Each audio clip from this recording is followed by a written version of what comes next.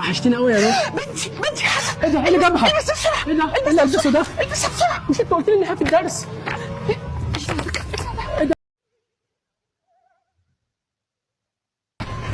ايه ده؟ قفلت على الباب، يا نهار اسود. ايه ده؟ ايه يا ماما انت رايحه فين يا ماما؟ اسراء يا بنتي، انا رايح السوق. ايش يا جماعة الخير؟ هو يا ماما دلوقتي مش الخدامه اللي تجيب الحاجات؟ الخدامه ما تعبانه، قالت لي انها تعبانه فقلت اروح انا يا بنتي. تعبانه؟ تعبانه ايه يا ماما؟ والله هي اللي قالت لي تعبانه يا بنتي. انت هتحققي معايا، انا اقسم بال عايز بسرعه واجي. طب قدامك قد ايه وتيجي طيب؟ هجيب الطلبات وهجي لك بسرعه. لا ما قد ايه طيب، عشان انا عندي خروجه وعايزه فلوس ومش عارفه بقى يعني. فلوس؟ انا سايبه لك فلوس على الكومودينو جوه، هتلاقيهم في الدرج الصغير. كام بقى؟ سايبه لك 4000 جنيه حلوين.